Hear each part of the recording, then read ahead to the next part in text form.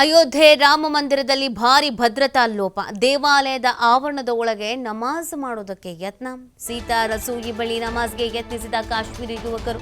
ತಕ್ಷಣ 3 ಯುವಕರನ್ನ ವಶಕ್ಕೆ ಪಡೆದಿದ್ದಾರೆ ಪೊಲೀಸರು. ರಾಮ ಮಂದಿರ ಗೇಟ್ D1 ಮೂಲಕ ದೇಗುಲದೊಳಗೆ ಪ್ರವೇಶ. ಬಂಧಿತರಲ್ಲಿ ಒಬ್ಬನ ಹೆಸರು ಅಹಮದ್ ಶೇಖ್. ಇವನು ಜಮ್ಮು ಕಾಶ್ಮೀರದ ಶೋಫಿಯಾನ್ನ ನಿವಾಸಿ. ಬಂಧಿತ ಯುವಕರನ್ನ ವಿಚಾರಣೆ ನಡೆಸ್ತಾ ಇದ್ದಾರೆ ಭದ್ರತಾ ಸಿಬ್ಬಂದಿ. ಇಂದು ಬೆಳಗ್ಗೆ ನಡೆದಿರುವಂತಹ ಘಟನೆ ತಡವಾಗಿ ಬೆಳಕಿಗೆ ಬಂದಿದೆ. ಈಗಾಗಲೇ ದೇಶದಲ್ಲಿ ಕೆಲವೊಂದು ಕಡೆ ಅಹಿತಕರ ಘಟನೆಗಳು ನಡೆದಿರೋದು, ಅಹಿತಕರ ಘಟನೆಗಳನ್ನು ನಡೆಸುವಂತೆ ಸ್ಕೆಚ್ ಹಾಕಿರೋದು ಗೊತ್ತಿದೆ.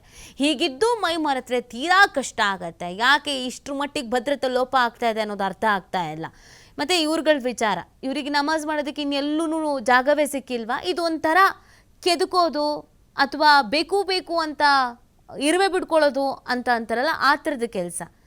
ಸಮಾಜದ ನೆಮ್ಮದಿಯನ್ನು, ಶಾಂತಿಯನ್ನು ಹಾಳು ಮಾಡಬೇಕು ಅಂತಲೇ ಇಂಥ ಕಿಡಿಗೇಡಿಗಳಿರ್ತಾರೆ.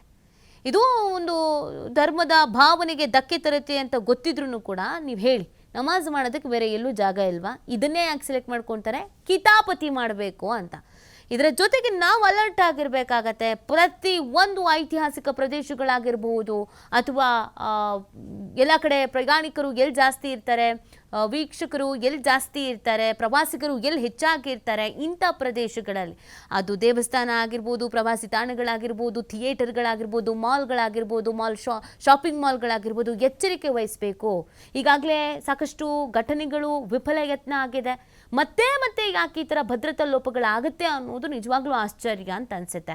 ಇದು ಬೆಳಗ್ಗೆ ನಡೆದಿರೋದು ತಡವಾಗಿ ಬೆಳಕಿಗೆ ಬರ್ತಾ ಇದೆ. ಇದಕ್ಕೆ ಸಂಬಂಧಪಟ್ಟಂತೆ ಮೂವರನ್ನು ಬಂಧಿಸಿದ್ದಾರೆ ಅನ್ನೋದು ಗೊತ್ತಾಗ್ತಾ ಇದೆ. ಅಯೋಧ್ಯೆಗೆ ದೇಶದ ಮೂಲೆಯಿಂದ ಬೇರೆ ದೇಶಗಳಿಂದ ಎಲ್ಲ ಬರ್ತಾ ಇರ್ತಾರೆ. ನೀವು ಒಬ್ರು ಚಕ್ಕೆ ಮಾಡದೆ ಅಥವಾ ಅವ್ರು ಯಾರು, ಅವ್ರ ಹಿನ್ನೆಲೆ ಏನು, ಇದ್ಯಾವುದನ್ನು ಮಾಡದೆ ಒಳಗಡೆ ಬಿಟ್ಬಿಟ್ರೆ ಕಷ್ಟ ಆಗತ್ತೆ. ಭದ್ರತಾ ಲೋಪ ಮತ್ತೊಮ್ಮೆ ಆಗದಂತೆ ಎಚ್ಚರಿಕೆ ವಹಿಸೋದು ಬಹಳ ಸೂಕ್ತ.